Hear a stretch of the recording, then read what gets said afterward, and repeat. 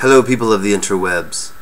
This is a video response to my newfound friend rocketwhiplash2468, who has a totally rad channel. You should watch her videos. I'm PhonoFlux1, although I believe I'm going to put this on my Skeptical Hippo is Skeptical channel, because this is a little bit more of a serious subject. So I've only got a couple vids on there, and but whenever I'm being a little more serious and not digging fart jokes and goofy song mashups and stuff like that, I'm gonna start putting stuff on there. So to address your question about theists that don't take it seriously, whether they're Catholic, Protestant, Muslim, whatever, which dogma, which doctrine, which whatever do you take serious? Who knows? There's tens of thousands of them. But there's actually two types of serious or not serious that I was thinking about when you were making the video, and I wanted to address both of those real quick. And the type of not taking it serious that I thought you were mentioning was that of the person who says they're a Christian, but they're not a fundy. You know, they're not looking at Genesis and going, oh, it's literally 6,000 years ago, 24 hour periods was creation. You know, they're not dispensationalists. They're skeptical about, there's that word, skeptical. They're actually, they don't know if they believe in dispensationalism. I mean, it was all put together back about 130 years ago or something like that. Dispensationalism is the whole rapture, tribulation, 1,000-year millennium, Satan's released at the end again, blah blah blah. That's all that shit. Well, that's not all of it. There's a lot more to it. But anyway, then there's the person who's not serious in that, well, my mama went to church, so I believe what she gave birth to me, so I love God and Jesus too, or whatever. They just do it. It's like a culture, like they're born into it, like they're a blood Baptist or a blood Catholic or a cultural Catholic or whatever. They really don't have. They're really not that serious about it. They don't study it. They don't. But they believe in it. They're definitely a Christian, because otherwise you're going to hell, hell, hell. So I think what you were addressing was maybe the first one, and the thing about the first not serious Christian is this: they get to say that yes, the Word of God is infallible and it's perfect, but it's open to interpretation. In fact, this part is meant to be literal and this part is not. They get to cherry pick without actually saying that some of it's not right and some of it is. You see, they're willing to be,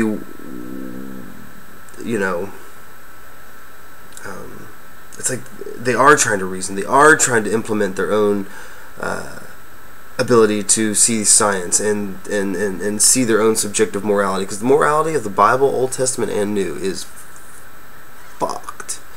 So they realize this and they understand that it can't fit, and so they try to justify and rationalize and all this kind of stuff. But right before I answer your question, there's two things I want to preface, and it's the two things I want to preface is on my personal account and on a global account, because it seems like it's happening on both in both areas, and that is this. When we stepped out of the caves and looked up into the night sky, or we climbed down out of the trees and started walking the plains with a stick, and we had tools and we had questions, and we wanted to know what this stuff was, and we wanted to have answers to these questions, and we gained social strengths and emotions and empathy and all these kind of things, and so we needed right and wrong, and we needed all this stuff. And so there was people, this religion thing is a natural phenomenon that was like the glue that kept the culture all together, because back then there was religion.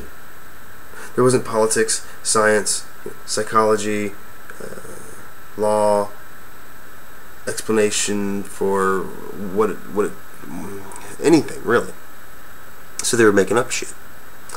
And it was like all-inclusive. It was like culture, basically. And then as time moved on, all these things became more specifically designated and understood, and you know, there was foundational things stacking on top of one another. And you get what I'm saying.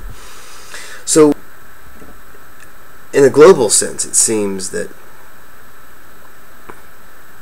we've come out of the darkness and into the light, and that's why there's this conflict today. You know, the religion and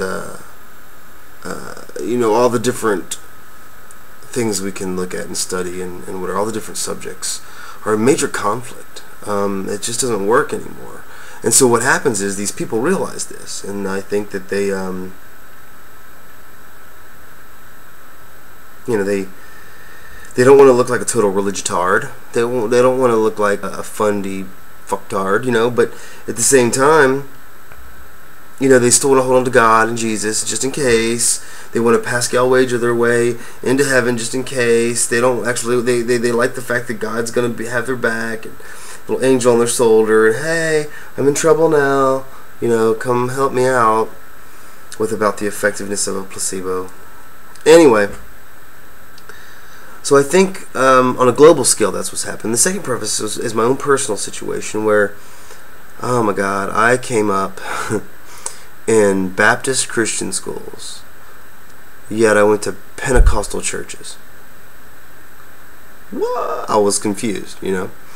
And it wasn't as bad in Virginia as when I came down here. When I came down here, I was in a Southern Baptist school, hyper strict. I remember there was a sermon one day about, not a sermon, it was like Wednesdays we had chapel, and we'd go in, get our hair checked, make sure none of the girls had cleavage showing, you know, make sure, whatever, we weren't sinning, because they're such sin-conscious people. And the English teacher was given the message for the day, and his thing was this, you know, he was humorless. The man never cracked a smile, and he was like, if you laugh at somebody on TV that's acting drunk, then that's a sin. And if you laugh at somebody that, you know, falls down, you should help them. I mean, he was basically killing humor. The last thing we had as these little kids in this Baptist school, it was ridiculous. But to contrast that, I'd go to this charismatic church that was like very inclusive and very much the love of God and very much mercy and grace and all this stuff. It wasn't condemning and it wasn't sin conscious. And it was like, oh, you're gay? Come on in. Oh, you like to snort coke? We'll take you in. You know, it didn't matter. You know, it was all good. And so I really liked that. And actually, he was actually the individual that kind of started getting me really thinking for myself, because after I was going to these Christian schools, I finally went to public school, and I went to college, and I started taking world religions classes, and wow, I had a major faith crisis then, and then kind of got into, you know, doing some drugs, and I got, you know, I was in the rave scene, and then I got married, and, you know, I was distracted. I was living life. I was out from the parents. I was having sex, and, you know, doing ecstasy, and smoking pot, and hacky-sacking with my friends, and doing my work, and I was paying my bills. I was being responsible, and I wasn't like ODing and doing stupid shit, but I was having fun. So I kind of got distracted from this whole thing, and I was that person that you're describing. I kind of in both ways, both not serious, you know, just I wasn't real serious about studying it and knowing it, but I also wasn't real serious in the literal interpretation of it, because I knew it was crap. A lot of it I knew it was crap by this point, by my mid-20s and whatever. And when you put those two things together, I think what we're really seeing is this grayscale. You know, there's the white and the black, and I guess we would put the willfully ignorant religious person over here in the darkness, and then we're over here, we try to be more educated and open-minded and free-thinking, and we're allowed to say, I don't know. That's a beautiful thing to say, I don't know. Let me look it up. Internet's awesome. Okay? So, anyway, I think that's what you're noticing. I think you're seeing people who are in the middle of this grayscale. Now, whether they, like me, popped out of the womb a fundie, or whether their parents were a little bit more in the middle, or they only had a certain amount of education, because they crammed me with this education, two different versions of it. It was very conflicting. I had one person saying that, in order to have the full power of God, you've got to be filled with the Holy Ghost with evidence of speaking in tongues, and we're going to lay hands on you, and we're going to start gyrating and all this shit.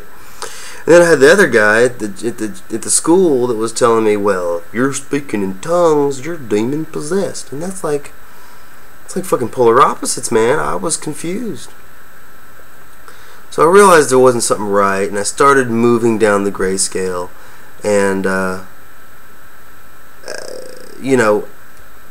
I admit I am an agnostic atheist, and some people don't like that combination, but atheist refers to belief, agnostic refers to knowledge. I don't know that there's not a God. I wish there was. I wish there was eternity.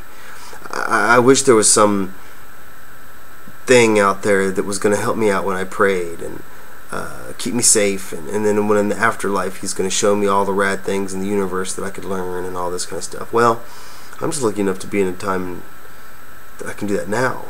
I'm watching the Kepler and Hubble and the what do they call it, the big ass telescope, or the great big telescope, or the big fucking big ass great big enormous telescope. I can't remember. It's a cool name though. Anyway, I think that's what you're noticing is just people in the grayscale, and you and me. I don't know where you are. I don't know. I mean, I'm guessing you're atheist. You might be a pantheist or a deist or something. But for those of us who have deconverted, like myself and Loving Doubt and different people like that, what's her name?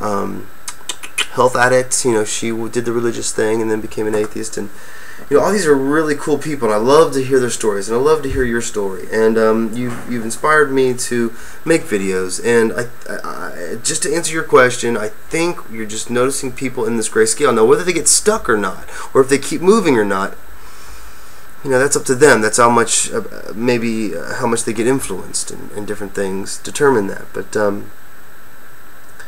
I think really that's what you're noticing, because looking back on my own life and looking back on the history of man, it seems like that's what's kind of happened. We're evolving out of this darkness and into the light. And some people are they just are on whatever step of the journey they're on, and that's what you're seeing, or maybe they got to that step and that's as far as they're going to go, or whatever. But I think that's what it is. I think it's just it's a journey, and everybody's on the grayscale.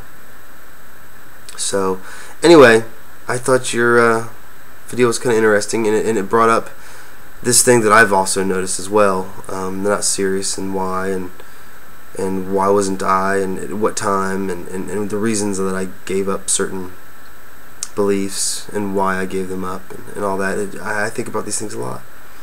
So thanks for inspiring me to make a video, and I'll be talking to you later.